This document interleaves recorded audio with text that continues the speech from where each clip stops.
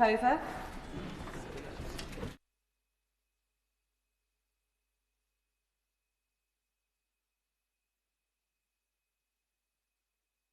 To the UK-US trade and tariff statements, I call the Secretary of State, Jonathan Reynolds.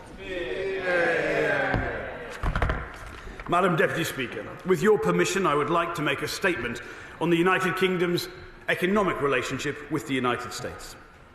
The UK has a strong and balanced trading relationship with the US, worth £315 billion, which supports over 2.5 million jobs across both our countries. This is second only to the EU, where our trading relationship is worth £791 billion. Yesterday evening, the United States announced a 10% reciprocal tariff on UK exports and have today imposed a 25% global tariff on cars.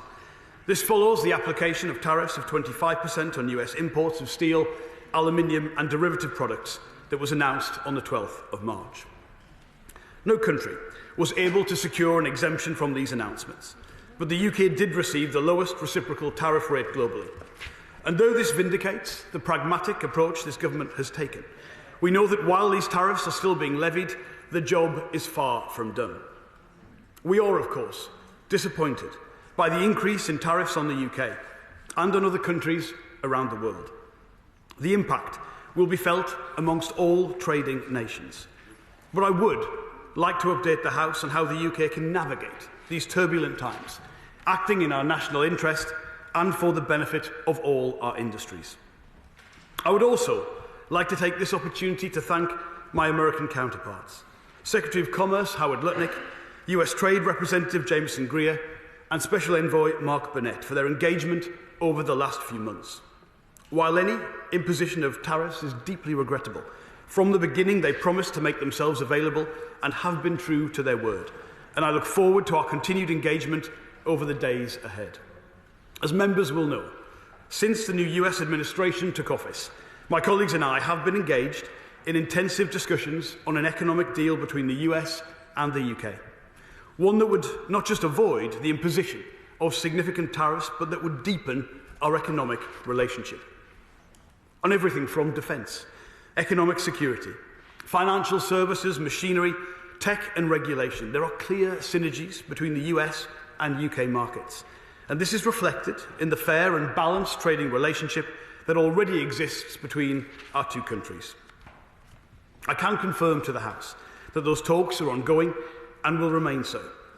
It is this government's view that a deal is not just possible, it is favourable to both countries, and that this course of action serves Britain's interests as an open-facing trading nation. I've been in contact with many businesses across a broad range of sectors, including those most affected, who have very much welcomed this approach. It is clear to me that industry themselves want to grasp the opportunity a deal can offer, and they welcome this government's cool-headed approach. Madam Deputy Speaker, in increasingly insecure times, I have heard some members cling to the security of simple answers and loud voices. I understand the compulsion, but I caution members of this House to keep calm and remain clear-eyed on what is in our national interest, not to simply proclaim that we follow the actions of other countries. The British people rightly expect this government to keep our country secure at home and abroad. An unnecessary, escalating trade war would serve neither purpose. True strength comes in making the right choices at the right time.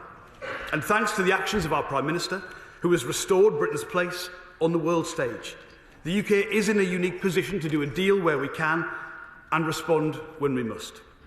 It remains our belief that the best route to economic stability for working people is a negotiated deal with the US that builds on our shared strengths. However, we do reserve the right to take any action we deem necessary if a deal is not secured. To enable the UK to have every option open to us in future, I am today launching a request for input on the implications for British businesses of possible retaliatory action. This is a formal step necessary for us to keep all options on the table. We will seek the views of UK stakeholders over 4 weeks until the 1st of May 2025 on products that could potentially be included in any UK tariff response. This exercise was also give businesses the chance to have their say and influence the design of any possible UK action. If we are in a position to agree an economic deal with the US that lifts the tariffs that have been placed on our industries, this request for input will be paused, and any measures flowing from that will be lifted. Further information on the request for input will be published on gov.uk later today, alongside an indicative list of potential products that the government considers most appropriate for inclusion. I know this will be an anxious time for all businesses, not just those with direct trade links to America. And let me say very clearly that we stand ready to support businesses through this. That starts by making sure they have reliable information. And any business which is concerned about what these changes mean for them can find clear guidance and support on great.gov.uk, where there is now a bespoke web page. Madam Deputy Speaker, this government was elected to bring security back to working people's lives. And at a time of volatility, businesses and workers alike are looking to the government to keep our heads, to act in our national interest, and to navigate Britain through this period.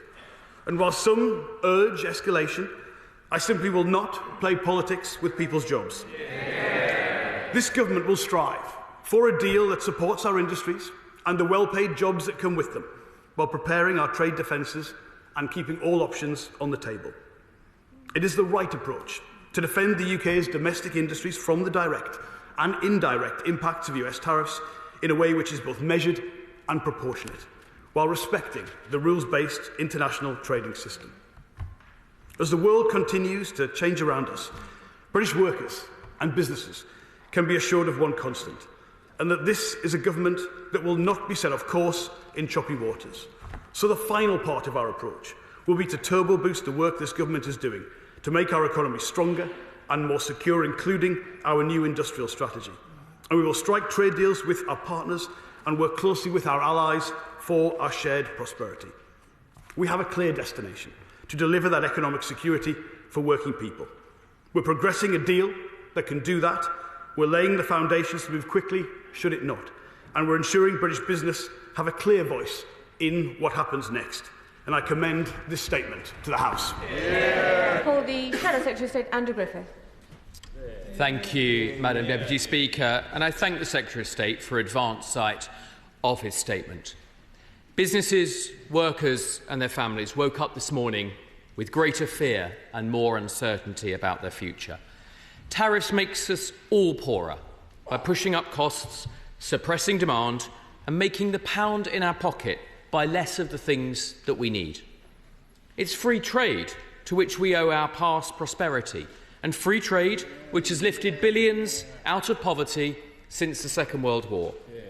So this is a moment for calm words and cool heads, and we will support the government when it does sensible things to reverse the impact on our already fragile economy. I'm glad the government has recommitted to reaching a deal with our closest ally and largest single country trading partner. But this is also a moment for honesty and telling the truth. The government sadly got no special favours from the White House last night. The Secretary of State refers to vindication. This is no vindication at all. We're in precisely the same band as the Congo, Costa Rica, Kosovo and the Christmas Islands. In fact, I count over 125 countries and territories that have the same tariff levels as the US as we now do. So not that special. Our automotive manufacturers face unchanged tariffs of 25% on around £8 billion worth of cars and auto part exports. Steel and aluminium exports remain at 25%. And on a volume-weighted basis, our exports face an average tariff of closer to 13%. Above all, last night was a vindication of those who were pilloried and abused for wanting our country to have the freedom to decide our own trade policy. If Labour and the Liberal Democrats had their way, we'd still be in the EU. As the Prime Minister acknowledged this morning, thousands of British jobs have been saved today as the result.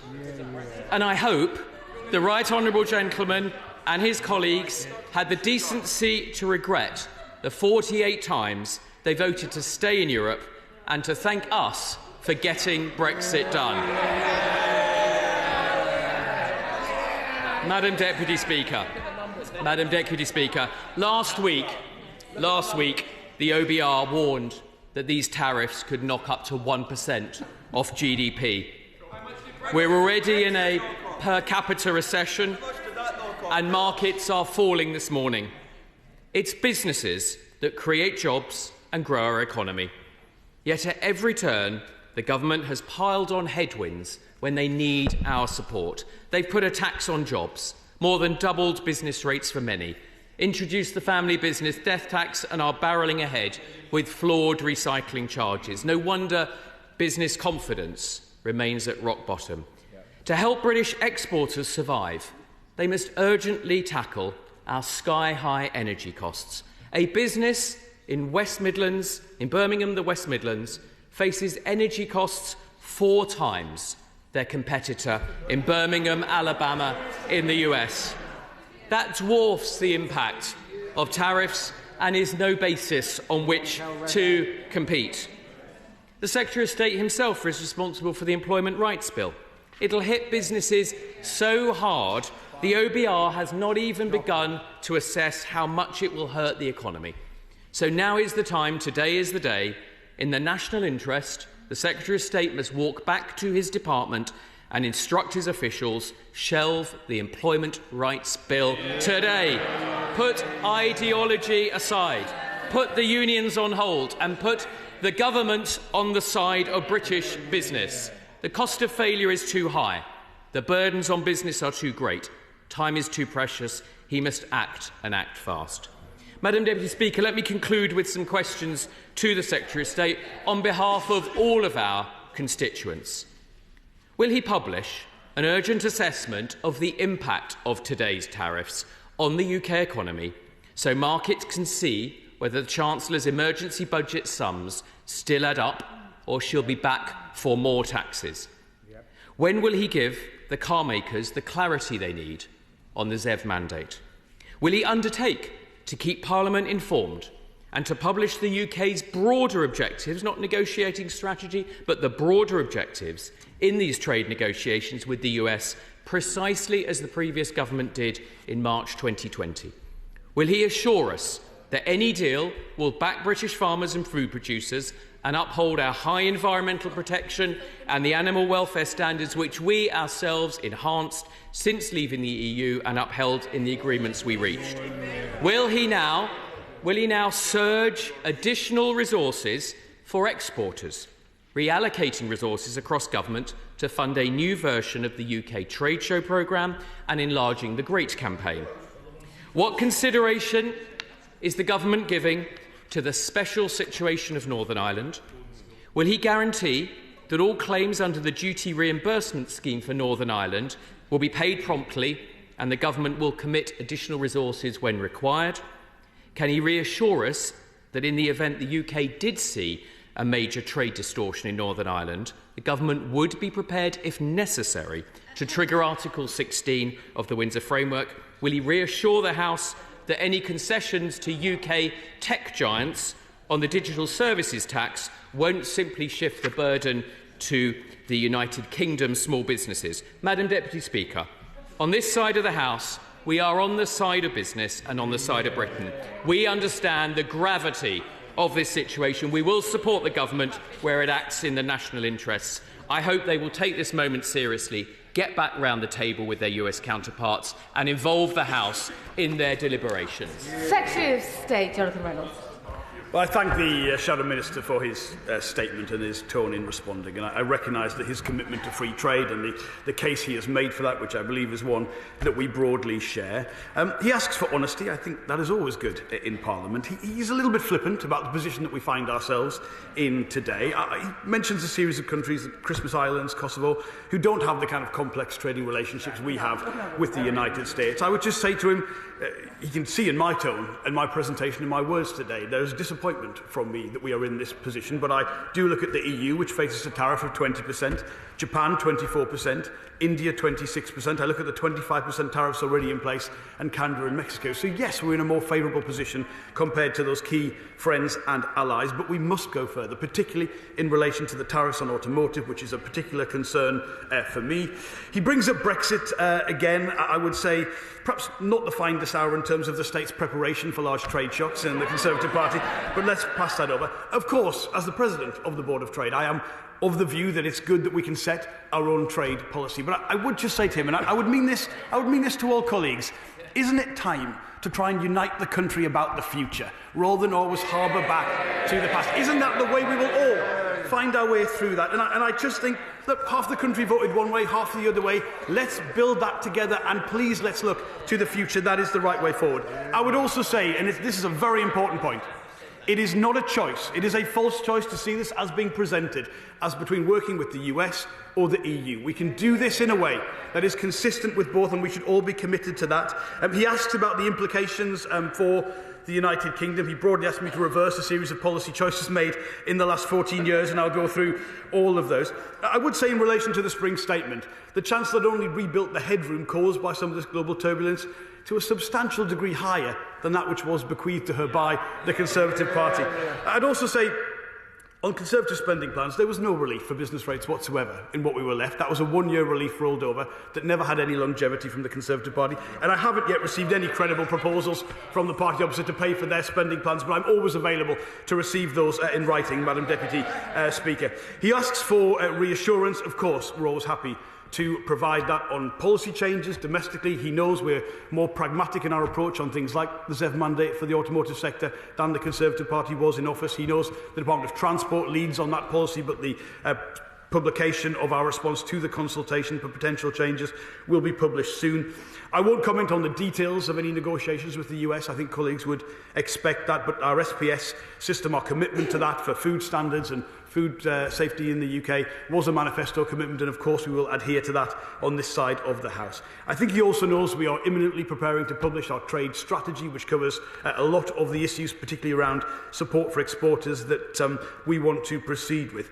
On Northern Ireland, I will just spend a moment on this because this is an incredibly important issue for all colleagues. Of course, the potential for a differential response from the European Union to ourselves could lead to a difficult situation in Northern Ireland. The duty reimbursement scheme that he highlights is the key policy here, because goods entering Northern Ireland from the US, which are not going into the wider single market, are then subject to the reimbursement programme. We do have to make sure that works well. I absolutely recognise the points he has made on that, and I will continue to update the House and all colleagues with our work in this area. I recognise how important it is, how relevant it is to all of our constituents, and of course we'll endeavour to keep all colleagues updated on progress.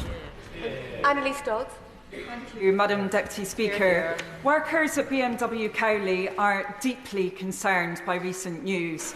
BMW is right. A trade war would have no benefits, and the Secretary of State is right to engage calmly with his US counterparts. But can I ask what discussions he's had with his EU counterparts, given how integrated our automotive sector is with that in EU countries? My honourable friend, very much for her question. She is absolutely right that in some of our iconic automotive manufacturing brands, BMW, JLR, Aston Martin, who are a particular success in the US market and therefore exposure to this.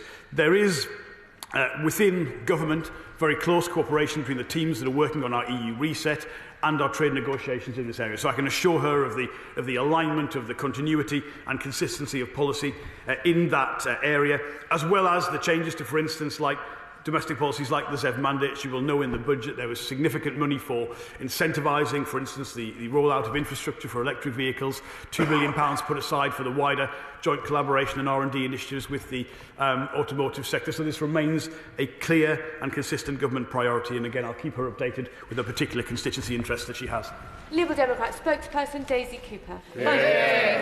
Thank you, Madam Deputy Speaker. May I thank the Business Secretary for advance sight of his statement. Donald Trump has launched a destructive trade war that threatens the jobs and living standards of people across the UK and around the world. And let's be clear, this is not about reciprocity or a level playing field. The US is conflating our high British standards with trade barriers. And they're doing it on purpose. This is Donald Trump saying to the UK that he'll only lower tariffs if we lower standards. Yep.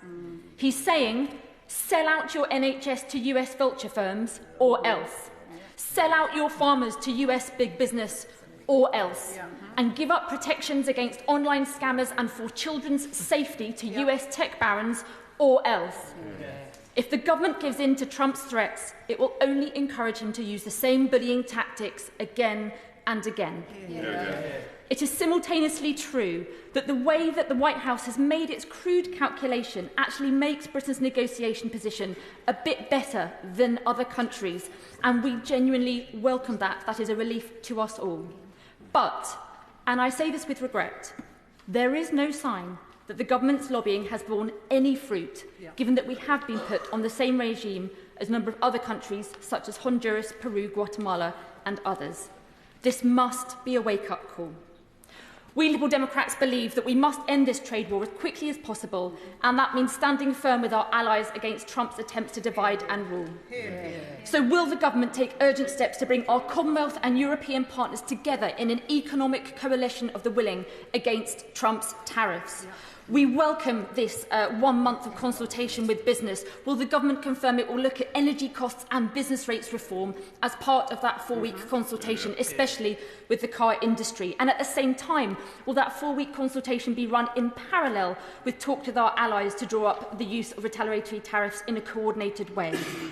When does the government expect to publish an impact assessment of these tariffs on our small businesses, jobs and the cost of living? Will the government look seriously at launching talks with the EU to create a bespoke customs union? And let us be clear, the UK would not be in a worse place if the government had heeded our calls to negotiate a customs union. Even the Conservative Party should be able to see that Turkey has been in a customs union with the EU since 1995, and they have likewise been hit only with 10% tariffs. And finally, Madam Deputy Speaker, will the government rule out once and for all that they will not water down the digital services tax or our digital competition regulations to appease Trump's billionaire backers?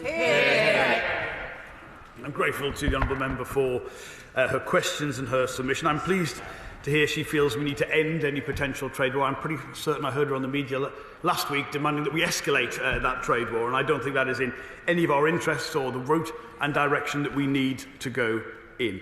She mentions there's no sign of the UK being treated in any different way. She will know the US have a view of VAT that we do not share, and they compare that to their sales tax. And our rate of VAT, look at the comparable treatment to the European Union, there is a differential there. It's one that doesn't satisfy me, because I believe we could seriously get to a position where we're not only avoiding the imposition of additional trade tariffs and barriers, we could be deepening our trade relationship and removing some of the barriers that already exist, particularly in trade in services. So that is the objective of the government. And of course we work very closely with a whole range of friends and allies.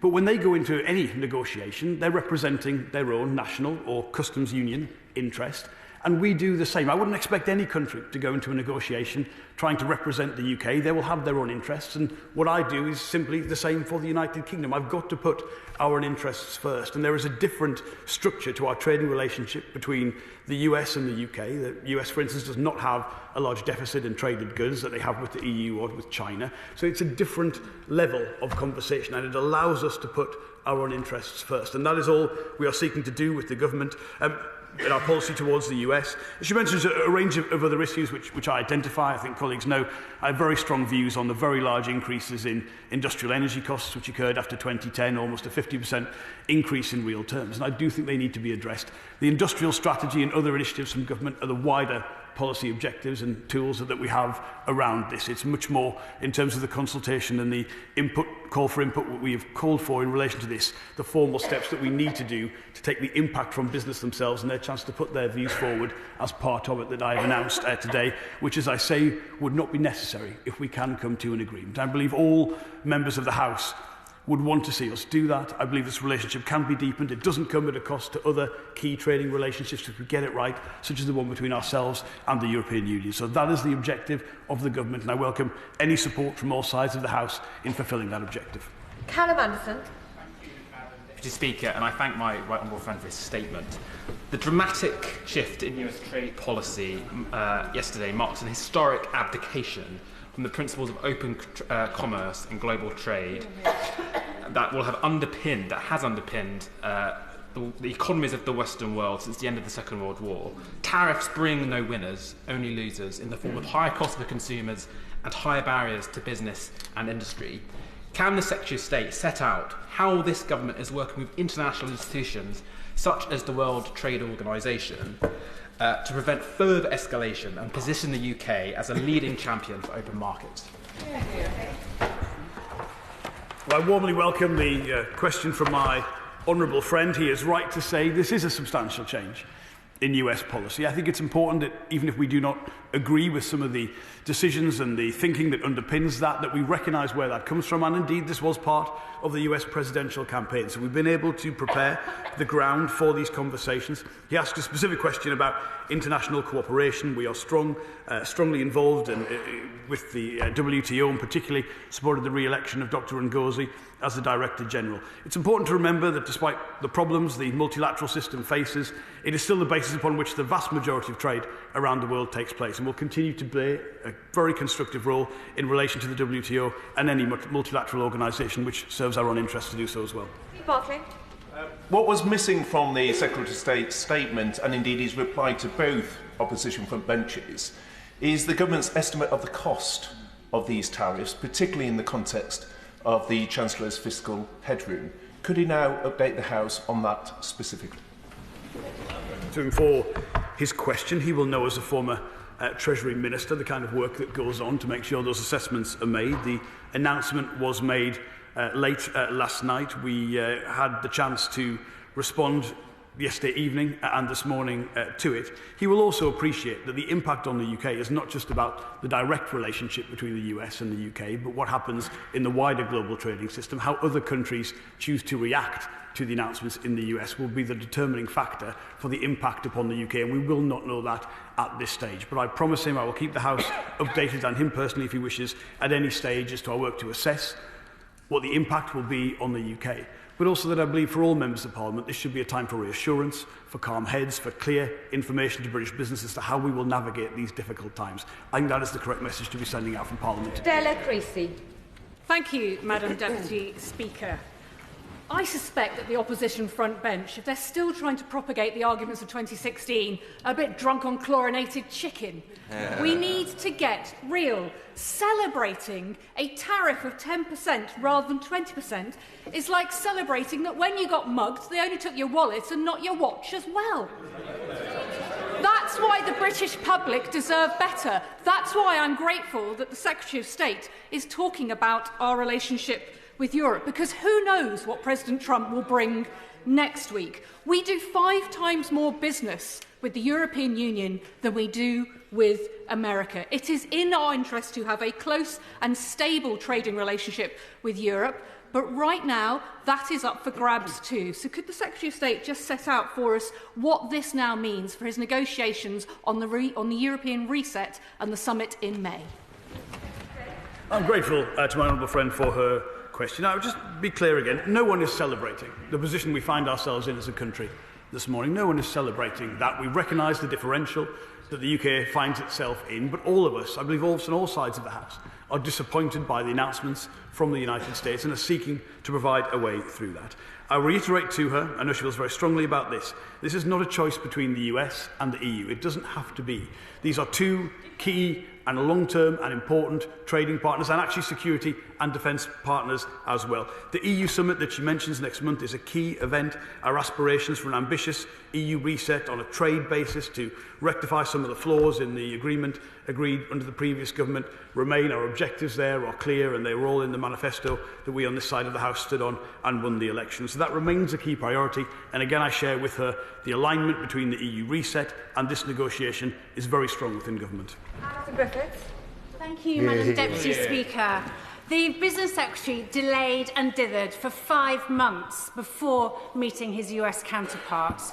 And that dereliction of duty, his refusal to meet earlier, is a price that working people and businesses in the UK are now paying. So does he regret his refusal to meet his US counterpart earlier? The Honourable Lady is incorrect, and I've got to ask her to take a bit more of a serious tone with the questions that she brings to board. This is really serious stuff. I've met my counterparts on many, many occasions. We were in contact even before some of the formal procedures on the US side that they were confirmed. So it wasn't technically even in any way possible to be in touch with them sooner. Their engagement has been consistent and serious. The Honourable Lady is incorrect, and please approach these very important proceedings with a little bit more seriousness. Ben Esterson. Thank you, Madam Deputy Speaker. The impact of the US tariffs has very serious implications for UK industry.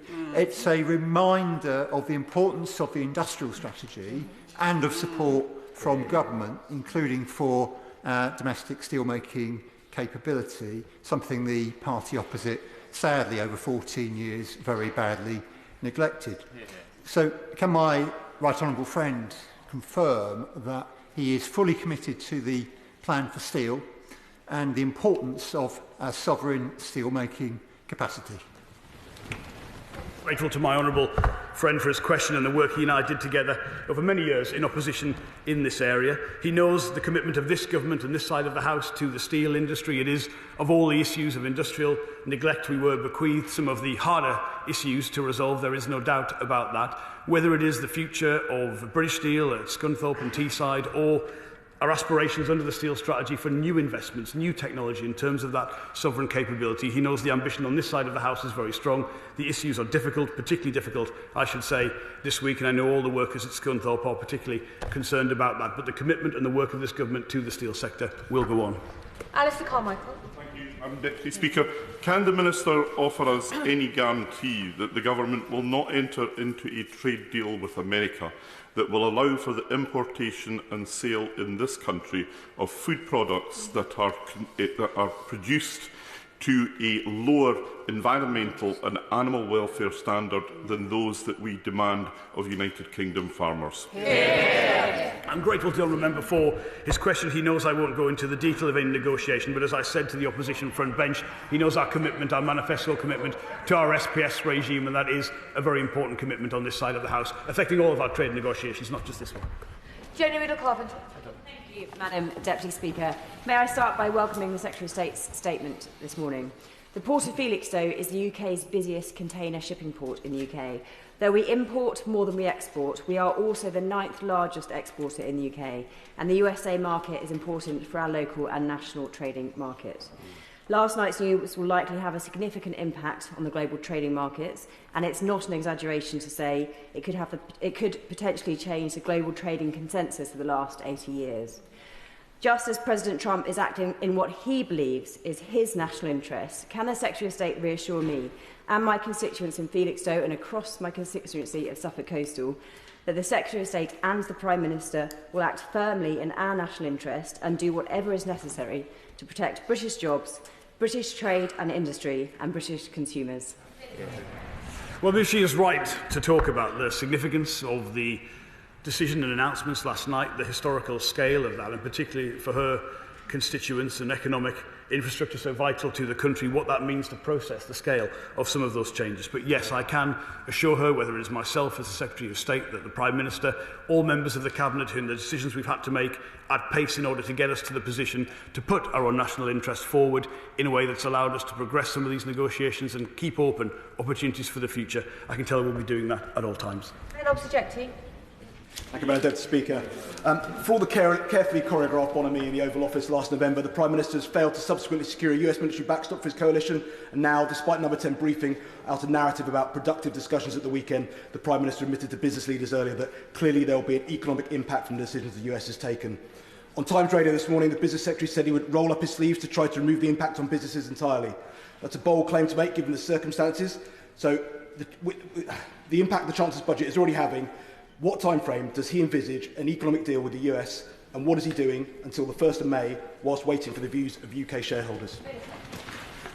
Well, I thank him for his question. He will have heard this morning, myself on the media and here in Parliament, being very clear about how we feel about these decisions, which are that we are deeply disappointed that no country has been able to secure an exemption from them, but we remain committed to the kind of work we've been working very hard on to deliver the opportunities, deliver the potential way as a way through this. And he asks specific questions about how we will respond to this. Well, the content of my statement, respectfully, in terms of how we will ask British businesses to begin to work with us on the formal steps necessary in order to do that. And on the time frame, I shadowed a lot of business secretaries, Conservative business secretaries, over the last few years. There was a fairly rapid turnover at one point, and some of them gave all kinds of timeframes and commitments on trade deals. That's not in our interests because, of course, it puts pressure on you in your negotiations. A lot of this will be held on the US side in terms of the timescales they want to engage upon. But I can tell them I believe there is no country in the world further advanced in the talks that they're having with the United States, and there is hope and optimism that comes from that. Chi Anwara, who will be followed by Steve Darling. Chi Anwara. Thank you, Madam Deputy Speaker.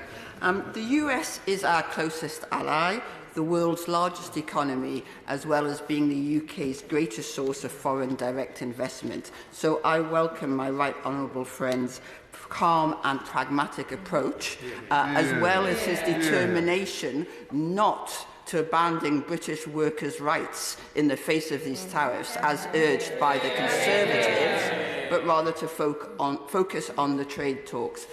And on those talks, could he confirm whether the Online Safety Act, the Digital Markets Competition and Consumers Act, and/or the digital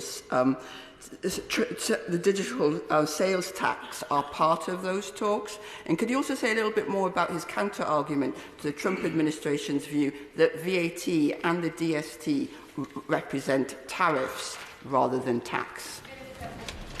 I thank her for her question. She reminds me I didn't get a chance to respond to the opposition front bench, but I do feel if we came to Parliament today following these announcements in the United States and said, you know what, the answer to this is that low-paid people aren't going to get the sick pay they're otherwise going to get under this Labour government, I think that would be the wrong response to the kind of announcements that we have seen. And again, as ever, it would be scapegoating the wrong people for difficult things that have nothing to do with their own position in the UK economy.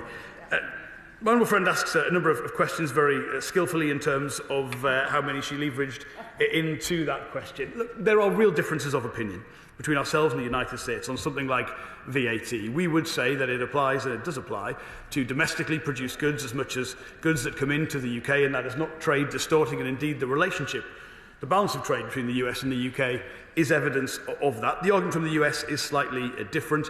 I will not go into the content of all of the negotiations, and she will appreciate that. But success in any negotiation is recognising the other side's argument, putting your own forward, but being willing to get round a table and do that. And that is the approach of this government. That is the way forward.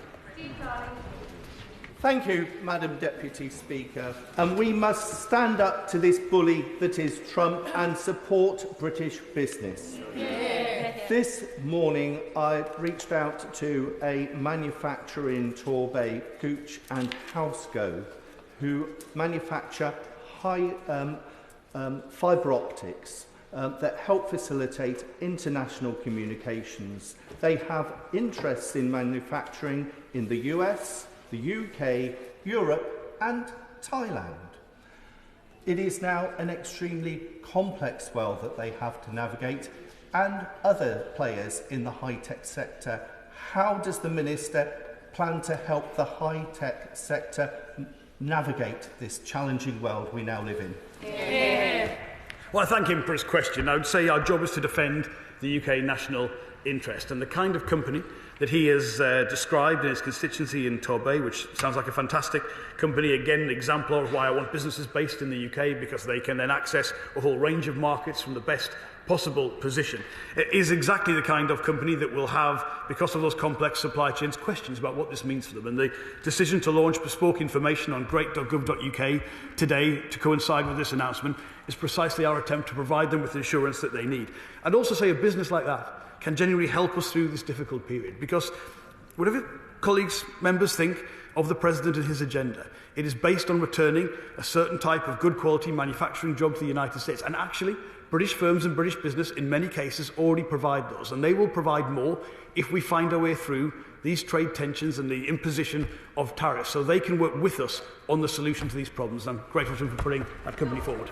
Thank Thank you, Madam Deputy Speaker. I'm really pleased to hear the Secretary of State's commitment to steel.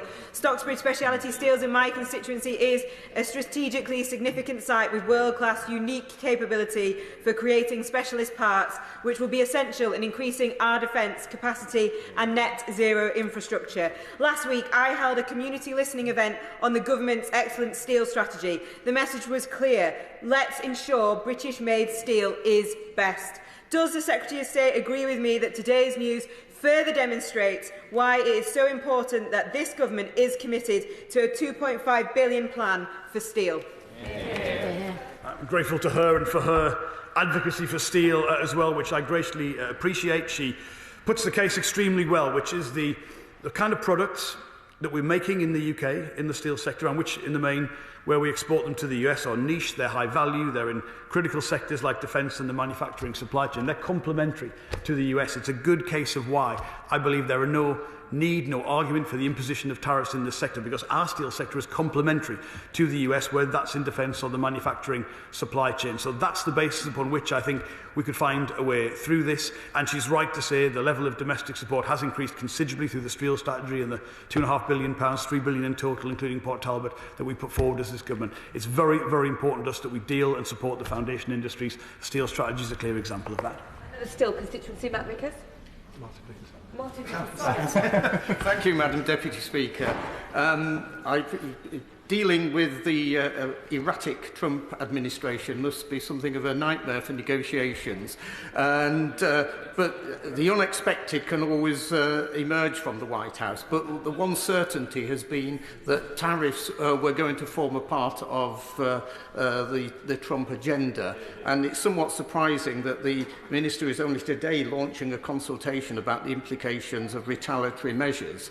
But building on the previous questions about steel, would you at least acknowledge that the current uncertainty in the whole of the world markets does at least increase the pressure on the government to actually acknowledge that further support is going to be needed for that industry? I'm grateful to him for his comments, and he knows I've always got time for him to discuss the particularly challenging constituency issues he faces through the position at British Steel. Just to be clear, the announcement today is the formal step necessary to engage with British business about the announcements last night. That is an important stage that we need to take and the right way forward, and we've been prepared for this stage. In relation to the other challenges around the steel industry, look, this is a particularly challenging situation. He knows this better than anyone, as well as my honourable friend for Scunthorpe. And our commitment to doing this, even in difficult circumstances, is absolute. We will continue that, and I'll continue to keep him and his constituents updated at all times. Emily Thornbury. Thank you very much, Madam Deputy Speaker. Many of us may remember a time when Boris Johnson and many of those on the benches opposite claimed that a trade deal with Donald Trump could increase our trade with the US up to 5 times. It was clearly more difficult than they thought, but it is important to learn from failure. And I wondered if they had been in a position to be able to pass on any pearls of wisdom or any advice, or maybe even an oven-ready deal that might be able to help the country at this time of difficulties.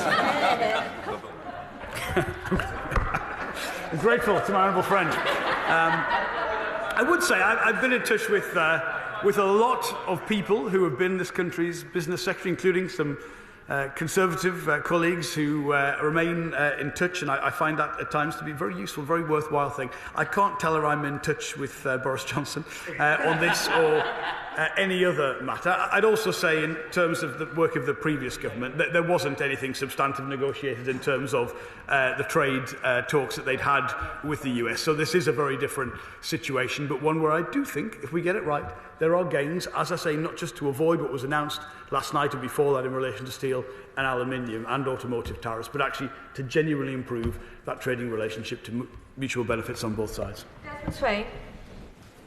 Tariffs are always and everywhere a diminution of the choice available to consumers. So it isn't Liberation Day, it's the very antithesis. And I hope he will bear that in mind as he considers the policy and the consultation on any retaliatory action. I'm grateful to him for how he has put that. I think he is right in terms of where the burdens fall of policy in that area. It is not in anyone's interest. No one wins a trade war. That's impossible to be able to do, but it does require us to react in a way which is calm, which is reassuring, which is pragmatic, and seeks a way forward. And I can tell them that is exactly what this government will be seeking to do. Andrew Cooper. Can I thank the Secretary of State and his colleagues for all he's done so far in negotiating an economic partnership deal with the US. The automotive sector is an incredibly important one for Cheshire and Merseyside, both in terms of manufacturers like Bentley, Vauxhall and Jaguar Land Rover, and the wider supply chain, which supports employment of tens of thousands. The US is the biggest export market for Bentley Motors and Crewe, so they're likely to be at the sharp end of these tariffs. We all hope that his calm-headed approach has meant that we're in the best position to secure a deal. But what specific support does he have in mind for the automotive sector to help them weather this storm? Extremely grateful to him for that question, and he's right to highlight I'm tremendously proud of our automotive sector. He may know I come myself from one of our powerhouses of the automotive sector, Sunderland and the Nissan plant where I grew up, and so it's incredibly important to lots of communities, the supply chain all around the UK, but particularly to our exports, and the US is a key market for that, particularly for the high-value models, some of which he mentioned, which are, again, incredibly valuable to this country, and we would want and seek to maintain that success. The kind of support that we will, first of all, it's dealing with this issue, and second of all, things like the announcement in the budget of the £2 billion for collaboration with the private sector in the automotive field, the money incentives for electric vehicle infrastructure, and of course the changes we're consulting on and about to publish a response to on the wider ZEV mandate, where we do need a more pragmatic response than we've seen in the past. Thank you, Madam Deputy Speaker. Despite the UK having a trade deficit with the UK, and despite the best efforts of this government, including the Secretary of State, for whom I have a great deal of personal respect, the reality is that we have still been hit by significant tariffs from the States. And for people at home right now, they'll be worried about jobs, they'll be worried about inflation, and they'll be worried about the global headwinds which are undoubtedly going to hit us, irrespective of our own tariff situation. One industry in particular back home in Scotland who will be watching on with eager eyes right now is the Scotch whisky industry, given the £1 billion worth of exports which go to the United States. Now, I don't want the Secretary of State to try and control, nor could he, Trump's tariffs policy, but what he can do is control his own domestic taxation regime. So will he take this opportunity to re-engage with the Chancellor in and around the Scotch whisky taxation status? I'm grateful to him for that question, and he knows that the value that we place as a department on the incredible product, which is Scotch whisky. We have a particular set of policy initiatives based on geographic indicators to make sure the brand is protected, and always doing everything I can to support Scotch whisky, which is, I think, just something that is absolutely world-class and always will be. He is right to say our success, joint success in Scotch whisky, produces a prominence which sometimes makes it vulnerable to retaliatory measures because of the recognition that exists about the success in that field. On domestic policy, I remain in close contact with the Chancellor on all matters, and will do on this one. I would also say there are tremendous opportunities for Scotch whisky from some of the other trade negotiations that we're having, India in particular, which is the biggest whisky market in the world, as he will know, where I think there could be real steps forward in terms of our market access and the arrangements that we have that will give us an advantage over other countries, and that is also a prominent part of our work. Calvin Bailey. Thank you, Madam Deputy Speaker. War does not benefit anyone, and a trade war between the UK and its closest ally will not benefit our industry nor our people, and will stifle our ability to grow our way out of 14 years of Conservative mess. For this reason, I thank the Minister for his pragmatic and cool-headed approach. But these measures also threaten our ability to prevent military conflict here on the continent of Europe, and I ask him to detail what action he is taking to ensure that our air and space industry can work with our European partners in order to implement the defence industrial strategy, which is central to ensuring peace here in Europe. Thank him for that question. He is absolutely right in his assessment of the burdens and the benefits of solving the kind of challenge that we have been faced with from the announcements yesterday evening. He will know that the defence sector is one of the 8 priority sectors of our industrial strategy. There's a whole range of work across areas like air and space that we are engaged in with our colleagues around with the MOD. We also, of course, have had that significant increase in defence spending, which is a crucial part of how we respond to these threats. And the US will always be a crucial security ally for us, and our shared interests, whether they're economic, whether they're in the defence and security space, are enduring, and that should be something we always bear in mind when we're trying to find a way through this. Sir Christopher Chip. Yes, Christopher, is it? Yeah, Christopher, yes, Sir Christopher Chip, yes. Sorry? Sorry. Okay. Madam Deputy Speaker, can I say to the Secretary of State that I very much support his concerns about the automotive industry in this country. Will he therefore take action immediately to remove the arbitrary restrictions upon the ability of our own domestic motor manufacturers to produce and sell vehicles with internal combustion engines, because that policy of the government has already reduced by 1/3 the domestic production of vehicles in this country between February last year and February this year. And also, why doesn't he lead by example now and remove all tariffs on US vehicles? Thank him for his words about the automotive sector. In terms of the ZEV mandate, is what he's referencing. As a policy of the previous government, to be clear, we have inherited that policy. The consultation we have opened with our colleagues in DESNES and the Department for Transport is to look at that in the context of a fall across all European markets in automotive production and demand, and this incredible entry onto the world economy of increased Chinese production, which is a challenge for all of us. He will also know that our automotive sector is very much an export-led sector. We export 80% of what we make, and all of our key markets have the kind of transition policies in place towards electric vehicles. So if we didn't make that transition, we wouldn't have a product to sell in those key markets. So we have to work with industry to do it, but we have to recognise what we did inherit with respect from the Conservative Party wasn't something I thought was working, and that is why we've opened the consultation and will publish a response to that very soon. Dean Sullivan. Thank you, Deputy Speaker. And I thank my right honourable friend for his statement and the effort of him and his team thus far, and also welcome the fact that there will be engagement with businesses on the potential for retaliatory action. I think that input is vital. Whilst the UK has a lowest rate of reciprocal tariff, it will be cold comfort to many businesses in my constituency of Bathgate and Lithgow, and indeed for those in the whisky and salmon industries that employ thousands of people across Scotland. Can the Secretary of State assure the business community that he will work at pace with his team to secure a sustainable trade deal with lower tariffs and bring the much needed certainty to businesses and households across this country? Excellent question. Well, I thank her for her support and the fact that we are taking steps to make sure all options are on the table in terms of the action we may need to take in future. I do think that is important. It is inevitable when an announcement of this magnitude has occurred that businesses will be concerned, and I understand that will be what her constituents are telling her this morning. I absolutely can assure her of the approach I've laid out today will be something we continue to work at pace towards, and I believe our tone, our assurances that we can give, and the fact we're approaching this with the calm-headed pragmatism I think is vital, will be part of how we can reassure businesses, and of course the work that we can do to get to that position that she articulates, a better set of terms of trade with the US, is the objective of the government. Munira Wilson. Thank you very much, Madam Deputy Speaker. The Business Secretary said in his statement, "True strength comes in making the right choices at the right time."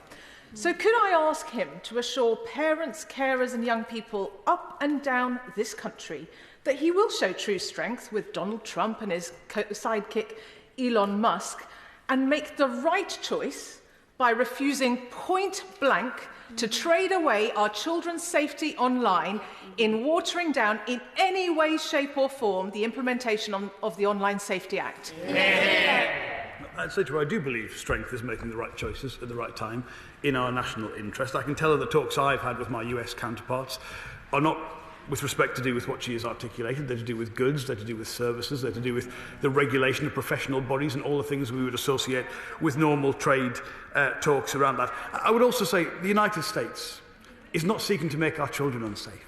It's not seeking to make our children more vulnerable. And I don't think that's the right approach to take to our key and core ally. I think sometimes the Liberal Democrats are inventing problems to try and propose that they are the solution to them. This is a conversation about trade. And I think it's just vitally important we keep it in that important and appropriate terms. Harry Gardner. Madam Deputy Speaker, there is a threat, but there's also an opportunity. So what measures is my right honourable friend taking to combat trade leakage and the diversion of goods produced in countries hit by high US tariffs that now may dump their products in the UK, undercutting our domestic producers? And what steps is he taking to encourage manufacturers based in those countries and indeed in the EU to relocate to the UK and export from here to the US to take advantage of our lower 10% tariff? I'm grateful to him for raising what is one of, I think, the most important issues that we face, which is the impact of trade diversion, not just the relationship between the US and the UK, but what it means for goods that potentially would have gone to other countries coming to the UK market. That is something we have to be extremely vigilant about. He will know, in terms of the tariffs that were already announced on steel and aluminium, that we have those safeguards in place. We have our own quotas, we have our own 25% tariff to protect domestic production and make sure that isn't the case. And I can tell them we stand ready to use those powers for any sector of the economy that we need to use them for, or indeed to take further powers if that is deemed to be necessary. I do want businesses to be based in the United Kingdom, to serve a whole range of markets from the United Kingdom. That's a pitch which is not just about the comparative position that we find ourselves in, but the kind of policies we put in place to ensure we've got that level of competitiveness that we need. That is something every country in the world is engaged in, but I can assure him, not so much in relation to these announcements last night, but to the wider agenda of the government. That is our commitment. Dr. Ben Spencer. Thank you, Madam Deputy Speaker. Tariffs are a tax on import paid by domestic businesses. As he is reflecting through over the forthcoming weeks and consulting with businesses, will he reflect on the taxes that he has raised on our own domestic businesses and think about whether that is an appropriate response to what's happening? We always reflect on decisions we've made as the UK government. I'll say to him again, I think we've probably had this exchange a few times. I'm always willing to hear from the Conservative Party how they plan to fund their own spending plans, but they certainly didn't have those in the spending plans that we inherited. If the Conservative Party is ready to make a decision on that, we would love to hear from them. But until they do, stop criticising us for fixing your mess. Alex Sobel. Thank you, Madam Deputy Speaker. I hope the Secretary of State agrees with me that protectionism isn't the way to protect consumers and businesses. Our own history teaches us that the Tory Corn Laws kept working people impoverished for generations in this country. I hope that our approach will be that we should have free and fair trade with other countries and not see rising prices for British people, American people anywhere else in the world, and that we'll do our best to ensure that people's living standards rise by ensuring the fair and free flow of goods and services.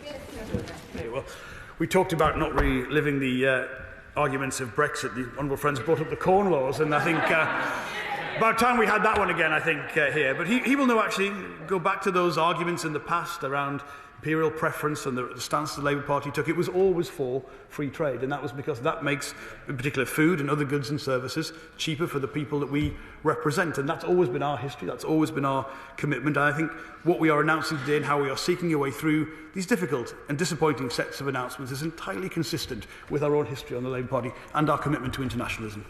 Neville Roberts. About it. Some commentators are fawning over a 10% tariff simply because our nearest neighbours have been hit worse. Let's get real here. The 25% tariff on steel and aluminium will hit Wales's biggest export to the US, machinery and transport equipment. And it's a fact that the EU is Wales's greatest trading partner, with Welsh exports valued at £11.2 billion. In the face of an American president and his obsession with international economic revenge, does the Minister recognise that it is economic common sense to accelerate scrapping trade barriers with Europe? Question, and again, she can see no one in this government is fawning over the relative position we find ourselves in. That is why we are so determined to find a better way through that. She's right to say, particularly the announcement on on steel and aluminium, particularly the potential for what are called derivative tariffs, so on a product that is not in itself the raw steel and aluminium product, but on the product that is produced from those, is a real danger to us, and that's why we're taking that so seriously. We have an ambitious commitment to the EU reset. We need a partner on the other side, and there's been some political relative instability in some key European partners, and they've got to be in a position to have that conversation. But I say again, this is not a choice between the US and the EU. We can tackle this together. We can improve our trading relationship with both partners, and with India, and with the Gulf, and with other parts of the world. And that is the commitment of this government to do so. Luke Murphy. Thank you, Madam Deputy Speaker. In January 2017, the then Conservative Foreign Secretary claimed that the UK would be first in line for a US trade deal 2,722 days later, when the Conservatives left office, precisely nothing had been achieved. Incidentally, that's 37 times longer than the 73 days that President Trump has been in power for his second term. So does the Business Secretary agree with me that it's hard to take the party opposite's criticisms of our trade approach seriously, given their appalling record on their claims of being able to achieve trade deals? And can I urge him to continue the calm approach with which he is approaching this in the interests of businesses across the country, in Basingstoke, and take those decisions in the national interest? Hear, hear. Grateful to my honourable friend for his support and the words that he has said. That there was no real progress on a federal level with the US under the previous government. The former president did have a decision he wouldn't pursue trade deals, so there wasn't perhaps much they could do on that. But I do sometimes reflect that the Conservative government broke our relationship with our nearest and most important trading partner, which is the European Union. It then fell out with countries in the Gulf and couldn't do that deal. It couldn't do the deal with India. It wouldn't engage with China. For a global Britain policy, there's not much of the globe left if you find yourself in that position. So not really best practice for us to follow, but we welcome the support for our approach if it exists on the other side, and continue to say this is surely the right way forward for all of our constituents. John Lamont. Thank you very much. Farming, textiles and whisky are all important parts of the economy in the Scottish borders, but also more broadly across Scotland, and will be affected by these tariffs. But there are also very real concerns in Scotland that products currently heading to the United States markets from other countries will be redirected and dumped into the UK market, which will impact the domestic market. So I wonder what action the Government is taking to address that, and will he undertake to engage with the National Farmers Union of Scotland, the Scottish Whisky Association and other representatives of industry in Scotland to ensure that this problem is tackled head-on? I absolutely agree with him. This is one of the principal issues that we have to address, whether it's farming, whether it's textiles, whether it's whisky. The impact of what is going on in the rest of the world in their relationship to the US has a direct impact, even though it's not the conversation that relates directly to the conversation about tariffs and our own trade deal with the US. So I can tell him I'm meeting the Chair and Chief Executive of the Trade Remedies Authority imminently. This is a crucial part of the work we have to get right. We do have, for some of the existing announcements, particularly steel and aluminium, things already in place, but we've got to make sure we're ready for other sectors of the economy too. Rachel Taylor.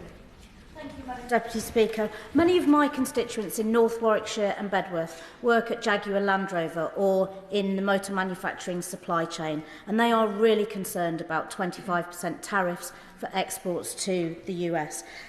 Can the Secretary of State set out what steps he's taking to get these tariffs reduced and to support West Midlands businesses before I meet with Jaguar Land Rover later today? And does he agree with me that a calm and measured approach is exactly what is needed to get the best deal for British businesses? Yeah. Again, extremely grateful to my honourable friend for her question. JLR are an example of an incredible UK-based business in terms of their success in the US, but also in China and other parts of the world. We want to maintain that. We want to give them the platform they need for that success. And I can tell her I'm in personal, regular contact at the most senior levels with JLR. I'm delighted to hear she's meeting with them today to share some of these messages of reassurance. I know, like all businesses, they support, as we do, this calm, pragmatic, rational approach, seeking to find a better trade relationship with the US, to improve the relationship, not just to have and avoid the imposition of what was announced yesterday evening. Jeremy Corbyn. Thank you, Madam Deputy Speaker. The previous government undertook secretive trade negotiations with the USA and included health in that.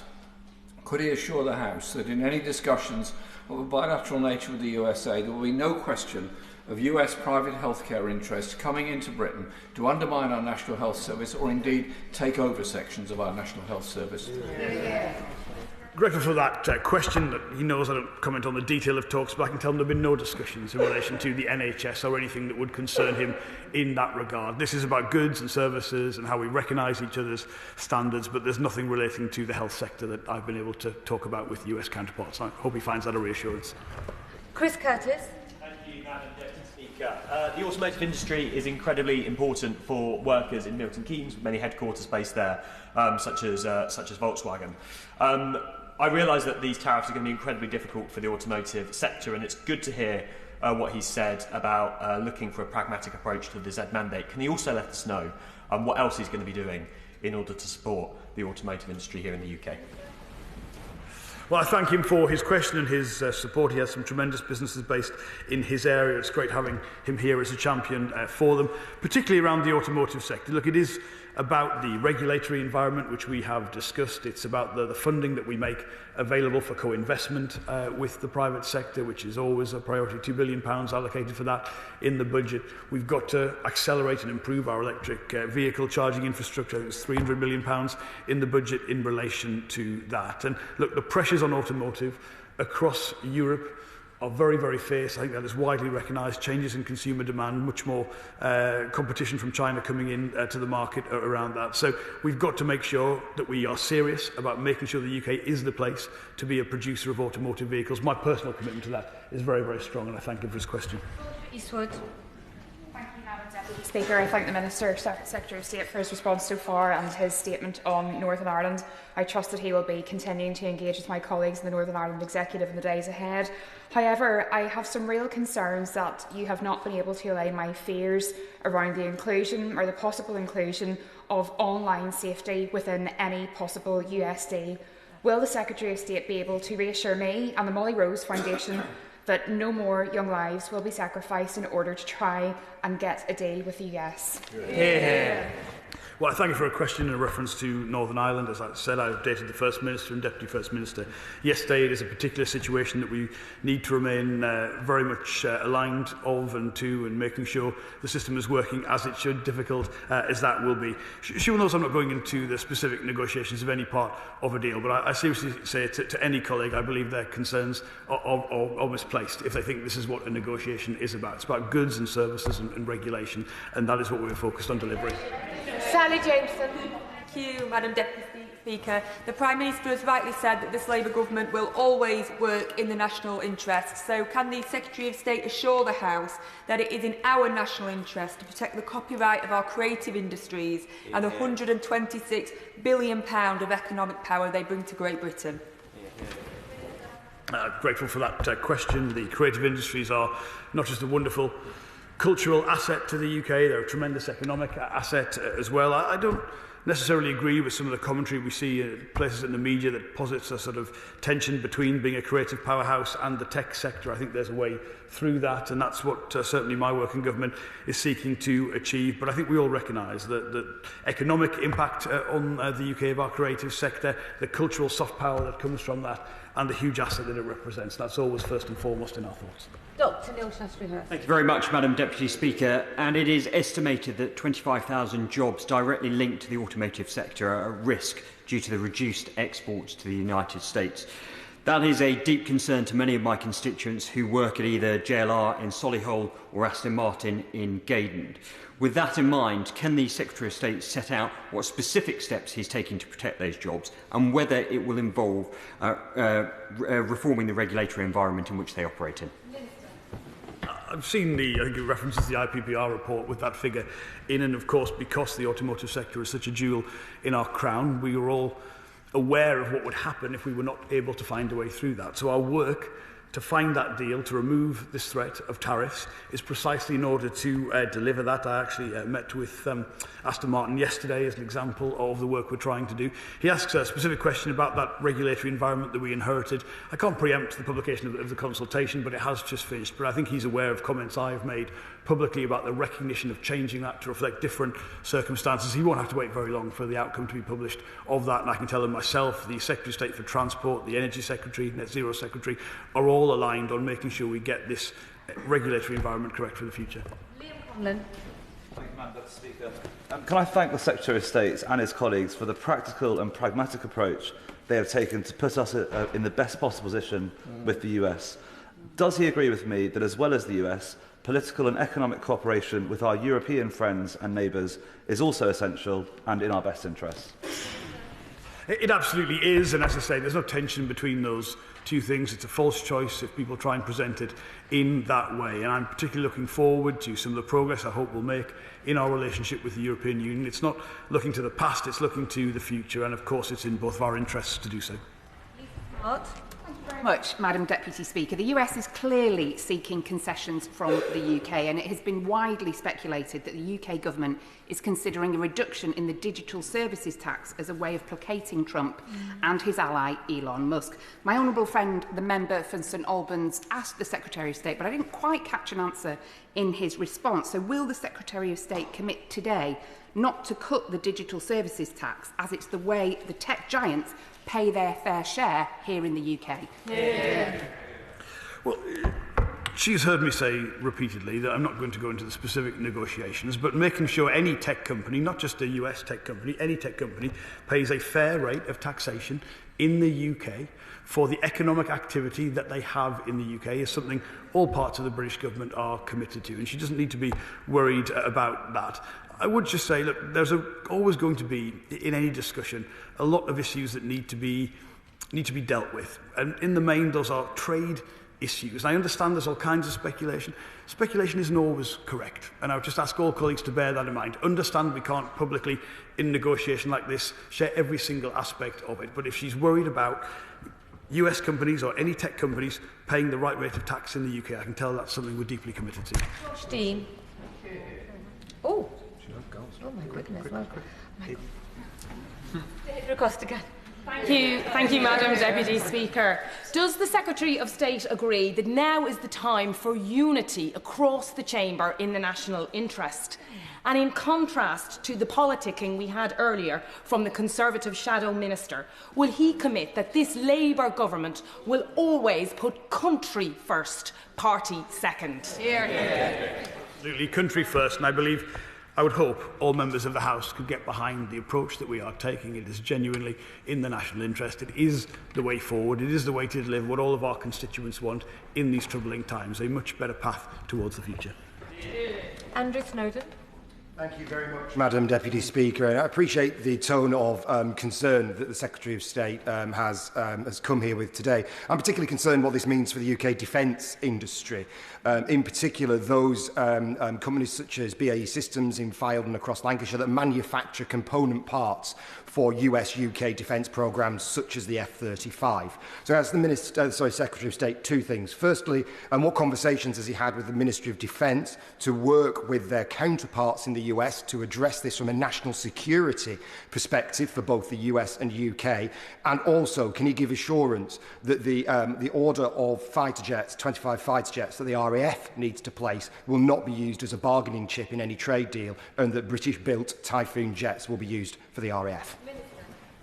Well, I thank him for his question. I myself have constituency interests very similar to his, and the close alignment between ourselves and the US on defence and security matters is an enduring and huge asset to both countries. And I absolutely share the sentiments that he has raised in the chamber today.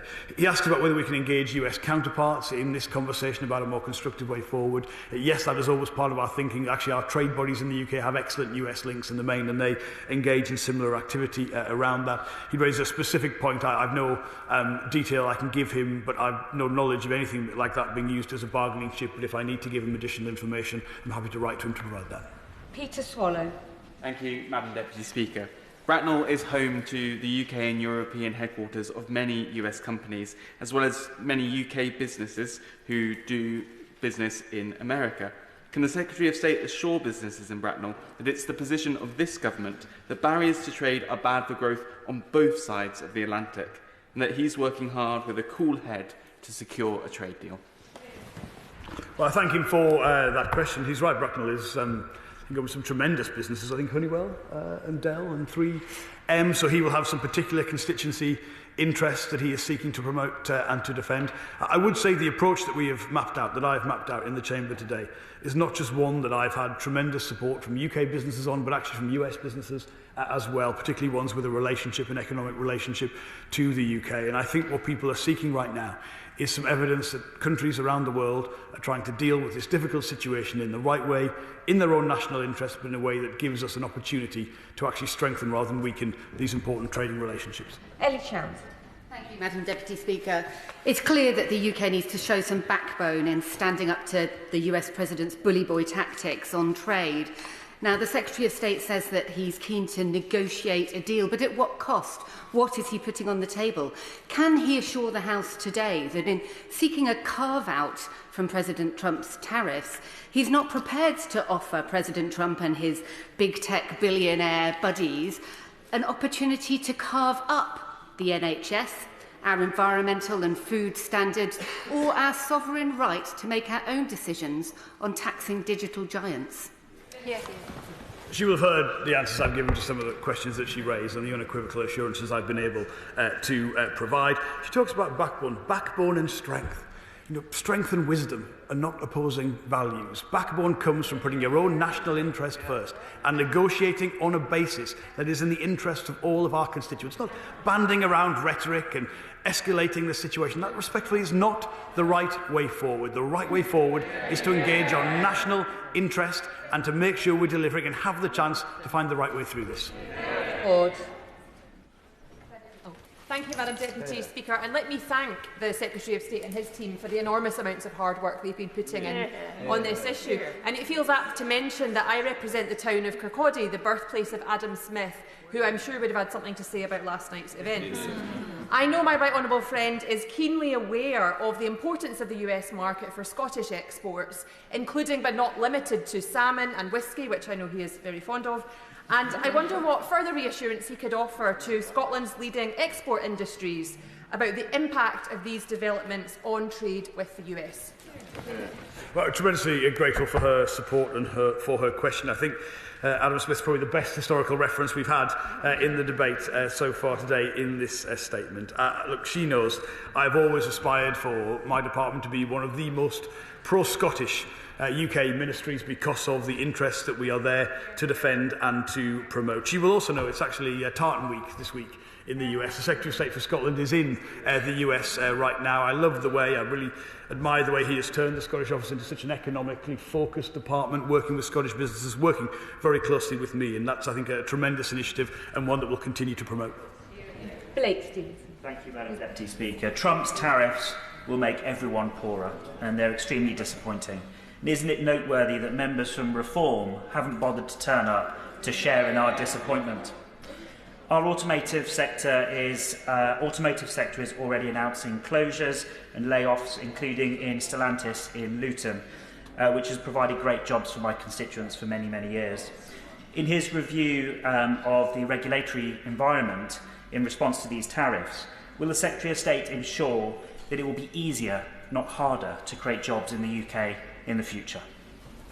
Well, I thank him for that question. He's right to note some conspicuous absences from the Chamber today on such an important subject. Look, I think I couldn't make it clearer. I care a great deal about not just the transition to new technologies in terms of the automotive sector, but making sure we make those vehicles in the UK. And we face some tremendous competitive pressures. He will know that from the stories his own constituents will tell him. So we've got to be alert to that. We've got to be willing to be adaptable to make sure we are a place where vehicles can be made, because we have some tremendous industries, we have some tremendous, if you chart our productivity, our efficiency of some of our plants on a global scale, we're at the top end. So we've got to get that policy and regulatory environment right, and I can give him a total assurance that is my personal objective.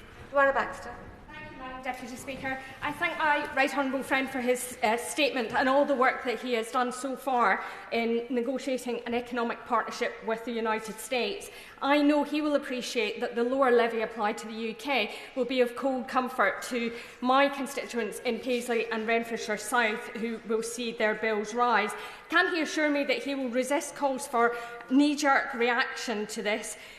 Because escalation of a trade war won't help anybody, and the way you achieve a negotiated settlement is through constructive dialogue and a calm approach. I say that as somebody who spent 20-odd years as a negotiator prior to entering this House.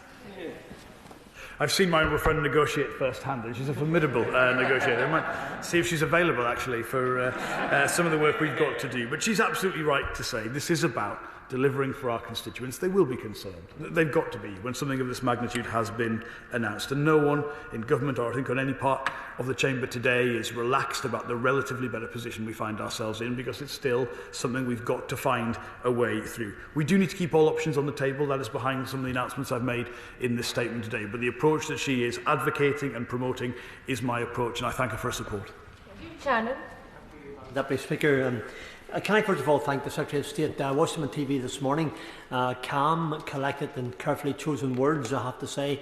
While I have real concerns for Northern Ireland business, he understands that.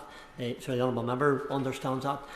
Indeed, my stomach's doing somersaults just worrying about the impact for Northern Ireland.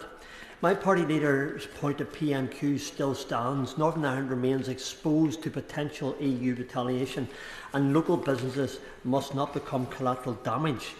The government must take, I believe, urgent steps to protect Northern Ireland interests and to ensure that our place in the United Kingdom internal market is fully safeguarded. The Prime Minister very kindly yesterday, in his reply to the Right Honourable Member for East Belfast, committed to act in our national interests.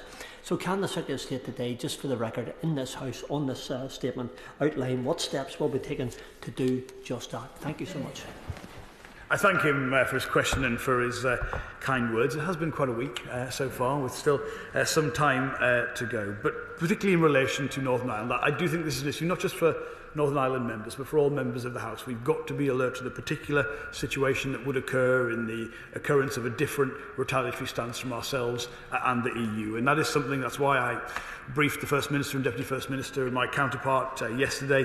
Particularly, I think the Shadow Minister was right to say the issues around the duty reimbursement scheme are key in this area. When we talk about the formal steps that we've taken, where businesses can now input directly to government about their concerns that they will have and what it will mean for them, we need to work together, particularly in relation to Northern Ireland, to make sure that specific voice, that specific question, is a key part of how we look at this and respond. And I'd be willing to work with him, keen to work with him in that regard. Ben Coleman. Speaker. And may I echo the thanks both to my right honourable friend and also to the Prime Minister for the calm and effective way that they're dealing with the United States. Does he agree that, unlike some of the frivolous comments we've had from Conservative benches opposite, that the US 20% tariff on EU goods is to be deeply regretted, as it could indirectly affect those many UK businesses that supply components to EU manufacturers who export to the US, particularly in the automotive and the aerospace and the pharmaceutical sectors? So can he tell us what discussions he has had with European counterparts about the US decision, and how he will represent our concerns to them in coming days if there's an escalation of tariffs? Well, absolutely. He is absolutely right to say that our concerns have got to be not just in terms of what this means for our own relationship to the United States, but what it means for the second-order impacts on the UK from the trading relationship changing between the US and other key allies and markets. No discussion on trade or tariffs is complete without bringing up rules of origin, and of course the complexities of some of the supply chains, particularly in automotive, as he says, are key issues, because you have to make sure not only that you have preferential tariff access to markets, but your products that you make in your country qualify for those through those rules of origin. I can tell him we're closely engaged with all partners. He will know my colleague, the Cabinet Office Minister, deals with the EU reset, but we have a very close working relationship and will continue to do so, as well as having direct conversations with our Commission counterparts. Dean. Madam Deputy Speaker, in answers to questions so far, the Secretary of State seems to dismiss the threat of US trade negotiations to the safety of our children. I'm sure he has seen the abandonment of content moderation on these platforms. I'm sure he's heard what Trump, JD Vance and Musk have said about free speech in our country. What they mean is the freedom of these US social media giants to keep our children addicted to their platforms, no matter how harmful that content is. Now, I know that he said he doesn't want to get into the specifics of the negotiations, but does that mean that the Online Safety Act is a part of the negotiations, or will he take the opportunity now to rule that part out? Yeah. I'm just very, very clear with colleagues not to invent problems that don't exist. I'm aware of comments that have been made about freedom of speech in the UK. They've not been part of the trade negotiations. He asks me to recognise I can't share the details of negotiations and then share details of the negotiations, and he knows I'm not going to do that. That wouldn't be in our national interest to share them. But I would just say to colleagues, this is about goods and services in the main, and I think that is a really important thing to focus on. Let's not make this more difficult than it is. Okay. West Bromwich is a metal industry heartland. We are home to the Confederation of British Metal Forming and many brilliant exporting businesses that are in the automotive, steel and aluminium supply chain. This morning I spoke to the Chief Executive of William King, one of those brilliant local businesses, and she was clear that the government is right to remain calm and to work to achieve a deal. But while ministers are working towards that deal, can I ask what else we can do to support these businesses to continue to trade and invest with confidence? That is absolutely the right approach to take, and I welcome her support from her businesses in her constituency, as she has outlined. Of course, we're trying to find a way through this, but look, our domestic competitiveness, the situation we inherited after the election, it's not what it could be, it's not what it needs to be. Even I think Conservative members recognise the impact of some aspects of regulation, of energy prices, of the direction of travel. I mean, a lot of the foundation industries, the output last year, this year, is at levels that should concern us all. So we've got to get that right. That's why this government is committed to an industrial strategy. It's why we're committed to a trade strategy that works in partnership with that. The feedback we get from businesses is that this is exactly what they want, as well as, of course, endorsing this approach, as she has said. And I want West Bromwich, which is a powerhouse, to be an even bigger powerhouse in future, and that applies to many members' constituencies across this House. Manuela Patinella. Thank you, Madam Deputy Speaker. The tariffs announced by Trump last night will be concerning for many businesses in the UK, not least British farmers, including in my constituency of Stratford-on-Avon. And we all recognise that Trump will use the imposition of tariffs to try to get concessions from countries around the world. Will the Business Secretary commit today and reassure the whole country that he will not agree to any deal with the US, which would lower food standards and undermine British farmers? Well, she will have heard me say very clearly about our SPS regime and our commitment to that on this side of the House, which we included in our manifesto. I would also say that the UK is currently the biggest importer in Europe of US agriculture. So we shouldn't present this as something that we don't currently have, that the US is trying to open up. We have a strong relationship, a mutually beneficial relationship, and British agricultural products are themselves a premium product that has a tremendous reputation, whether it's in the US or in other parts of the world. And seeking to remove trade barriers on both sides of that, whilst maintaining that SPS regime in the UK, and because that's very important for our other trading relationships, is vitally important. But it could be a story, a positive story, of how we open up more markets to excellent US products, and that is fundamentally what good trade policy is about. Chris Vince. Thank you, Madam Deputy Speaker, and I thank the Secretary of State for coming here and his really calm head in a difficult situation. My constituency of Harlow is home to many businesses like Wright's Flowers, A1 Bacon, Harlow Group and Raytheon, who rely on international trade both directly and indirectly with the US. What reassurance can the Secretary of State give those businesses and their consumers? And does he think the work that Raytheon are doing to actually source UK parts for their defence system is going to be more and more vital in the years and months to come? To him for his support and for mentioning some of the excellent local businesses in his area. In relation to the specific example that he gave, I think particularly the impact after the pandemic, after the war in Ukraine, of supply chains, how the private sector is working with government to look at some of those vulnerabilities, to look at where we can make sure we don't have strategic weaknesses. I think all of that work is vitally important. Our intention is to include that in the publication of the trade strategy, which is due fairly imminently, but this aspect of economic security is a vital and important area. Seamus Logan. Thank you, Madam Deputy Speaker. The Secretary of State can't have failed to notice the number of members from all sides of the House who have raised the issue of the food and drink industry, particularly in Scotland, much of it produced in my constituency. Now, I do admire in his statement his speaking softly and carrying a big stick approach as he prepares his plan B, as it were. But retaliatory action is not the only lever that he could pull, and I would encourage him, and perhaps he might want to comment on whether in discussions with the Chancellor they might be prepared to offer some sort of mitigation to these industries in the autumn statement. Thank you. Well, it's very skillfully done to raise issues that are more for the Chancellor than myself in the autumn statement. But look, I think the prominence of food and drink, because of our success in this area, because of what it means to every bit of the United Kingdom, because that is such a prominent part of our economic exports and our prosperity and our success, of course that features very heavily in all of our decisions, whether that's in trade, whether that's in business support, export support, or whether that's in the wider policy environment, the regulatory environment. So I can assure him that his constituents and his excellent and successful businesses in his area are always prominent in our thinking. Kirk-Smith. Deputy Speaker, and I thank the Secretary of State for his hard work and for his calm and pragmatic approach. In my constituency of Aylesbury, there are almost 5,000 small and medium-sized businesses, several of which export to the US or have been seeking to do so.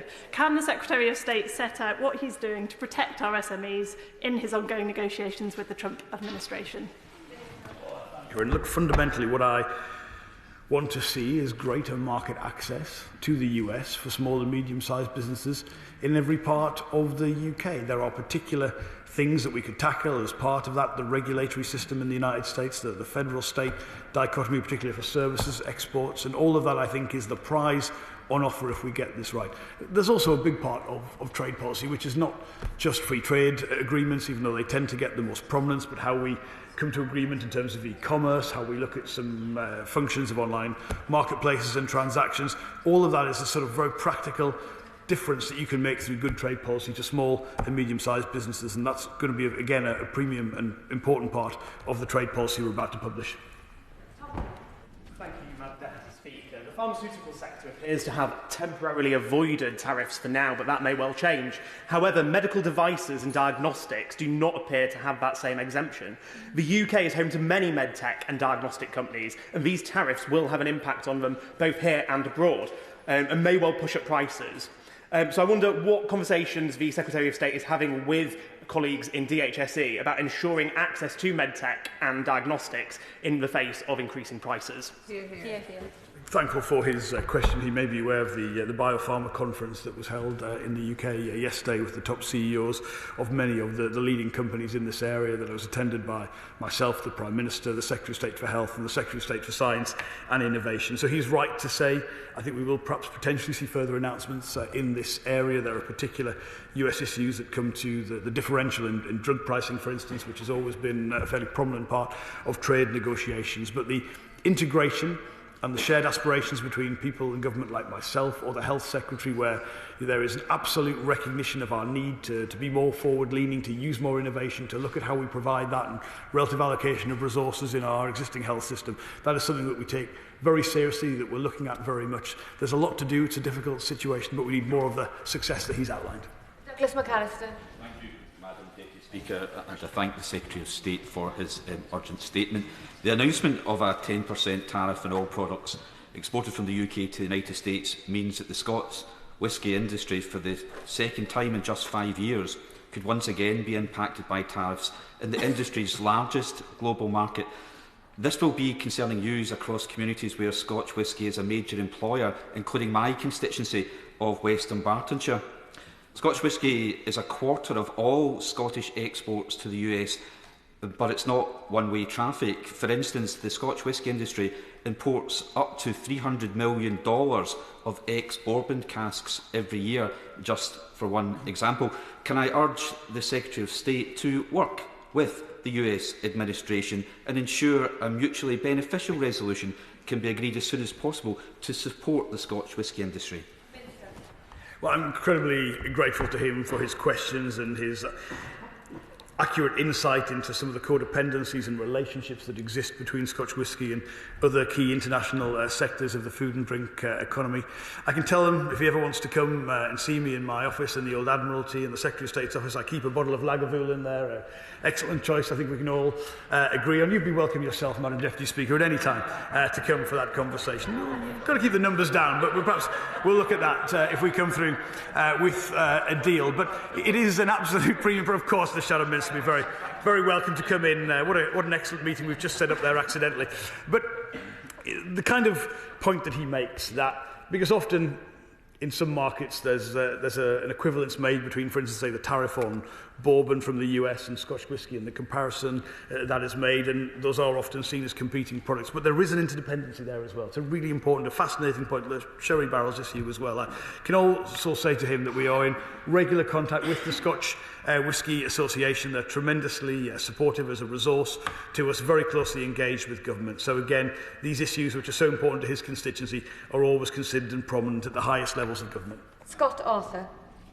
Thank you, Madam Deputy Speaker. I thank the Minister for his statement and congratulate him on his choice of whisky. It's my favourite as well. So there's no winners in this situation, you know, particularly when you think of people waking up this morning in Vietnam, Cambodia, etc. It's absolutely dire situation. But nonetheless, I mean, I do have to acknowledge, I think the cool heads in the government mean that people in Edinburgh South West, their jobs have been saved, at least for now, as we start this process. But I don't doubt as we speak, businesses, my constituency and right across the UK are trying to figure out what this means for them. So I do think we have to really redouble our efforts in terms of our search for growth. So I really do welcome the pragmatic words given around the zero-emission vehicle mandate. Ultimately, I think, without compromising our aims, we can work together with businesses and trade unions and get a better outcome. But I do wonder if the same approach can be taken elsewhere. You know, and what comes to mind is, of course, the AI regulations we've been discussing, I think were mentioned earlier. Very quickly, Madam Speaker, HSS advertising and also sustainable aviation fuel mandate as well. I think all these things we don't need to compromise, but we can work closer with industry to get the right outcome. I very much warmly welcome his words and his endorsement and seconding of my whisky choice. Other excellent whiskies are available, I think we should say that. We've got a lot of Scottish members present today and don't want to offend anyone as part of that. He is right to say businesses will need reassurance. I hope they will see that from the tone the government is striking today, but they'll need information. If members get out their phones and go on great.gov.uk, they'll see a link to a bespoke page where that information is being provided and that we have advertised around it. He makes a point I think is very important, which is where we can look at alleviating some of the domestic pressures, whether that's through regulation, whether that's through other areas. This is clearly the time to do so. I can tell him I've had those conversations with Cabinet colleagues. I think he is right to say it's not about perhaps changing policy, but just looking at the impact right now, how we can make a difference. I think that's a very wise observation to make. Andrew Lewin. Madam Deputy Speaker, I commend my right honourable friend on the measured tone that he has taken to events in Washington, but want to reflect on the agency we do have here in London and with our allies in Brussels. Would the Secretary of State agree with me that now is the moment to seek the most ambitious trade deal we possibly can with the European Union, seeking deep alignment in goods and services? And furthermore, whilst the United States may want to make it harder to trade, does he agree with me that the UK-EU reset provides us an opportunity to break down the barriers to trade that the party opposite put up when they were in government? And if we get this right, the prize on offer from the UK-EU trading deal can be even greater than what's been lost overnight. I warmly thank him for his question, his support for the approach that we are taking. I do believe there is a competitive advantage to seek for the UK, where we're able to reach agreement with the US, we're able to do those trade deals, those negotiations we have with countries like India or customs unions like the GCC, and also get the EU reset right. It isn't about looking to the past, but look, a lot of smaller businesses did stop exporting entirely after Brexit. They probably almost certainly set up subsidiaries in the single market. That was not to our advantage. We saw a real decline in certain types of food and drink trade, even though we've got still the same broadly similar SPS regime in place. So we can work on these practical things, and that is our objective. I think there is a real gain to be had from that. We need a partner on the other side who sees the benefits as well, but I believe that does exist, and that is a crucial bit of focus for what we call the twin track approach to trade under this government. Jonathan Davies. Madam Deputy Speaker, I thank the Secretary of State for his statement and the work that he's doing as we face this challenge. I also welcome the government's commitment to increase defence spending. It's not just good for our national security, it's good for our economy too, and the sector employs many people in Derbyshire, including at Rolls-Royce. So as we seek a trade deal which will create the economic conditions for our public services to thrive and for our prices and bills to remain as low as possible, can I encourage the Secretary of State to remind the US of the importance of manufacturers such as Rolls-Royce and the defence sector, the strategic and economic partnerships that they offer us, so that we can work together more constructively with them? Those are very wise words, and I'm grateful to him for putting them on the record today. Defence spending is crucial to our national security. The big change, the big uplift that we've seen is a key part of that. But he's right to say it would be wrong for anyone in this country to think there's not a domestic economic dividend for that. And those jobs are spread all around the United Kingdom, including in places where they're really reliant upon them. So it's great news on the economic front for all parts of the UK, and Derbyshire and Rolls-Royce are a Rolls-Royce example of that. He talks about how we can get this right with our relationship to the US. Look, there are some great things we already have underway. If you think of the AUKUS agreement, where US the US treats domestic UK suppliers as part of the domestic supply chain. There's equivalence there. If we think about, for instance, on steel, the role that Sheffield Forgemasters plays as a crucial part of the defence supply chain, again for the US. These are really important strengths to recognise, mutually beneficial strengths to recognise. And again, I think if you look at the facts and how our trade and interdependencies work, there's a great prize on offer to get this right. Final question, David Pinto-Dudzinski. Thank you, Madam Deputy Speaker. A joy as ever. And I would like to thank my right honourable friend and the Prime Minister for their tireless efforts that have secured the best comparable position available to our country. There is, of course, deep disappointment that tariffs have been levied, but the fact they've been levied at the lowest band is a vindication of their strategy. And businesses that I have spoken to in Hendon and nationally have been unanimous in their support for the government's approach. Does he agree with me that the best way to stand up for Britain is through a cool, calm and collected and pragmatic approach, and that we must reject the knee-jerk response and calls for action on invented problems that some on the benches opposite demand? Extremely grateful to him for his question. He has absolutely articulated our approach, which is that we are not complacent, we're not happy, we are disappointed with any tariffs being imposed on the UK. We recognise the lowest band being applied to the UK, but it doesn't mean we won't redouble our efforts to secure the kind of agreement which offers a way through that. I'm grateful to hear the support from his constituents. That is what I hear in every part of the country. Genuinely, this is the approach that business wants us to take. It is calm. I'm not sure if it's cool, but it is calm, and it is, I hope, reassuring to businesses in his area. And where a lot of people are always offering advice in this area, are always at times offering to escalate a conflict to a point which they perhaps haven't got a plan to de-escalate from. This government's approach is always to be pursuing our national interest, to be working with partners, to be looking at the mutual reciprocal benefits we could get from doing this right. And I am extremely grateful for the level of support across all parts of the House towards this policy. Thank you very much, Mr. Speaker. That is the end of a very lengthy statement on UK-US trade and tariffs. I'm now going to move on to the Select Committee statement. If the ministers on the front bench wish to leave or they're planning to stay, I'll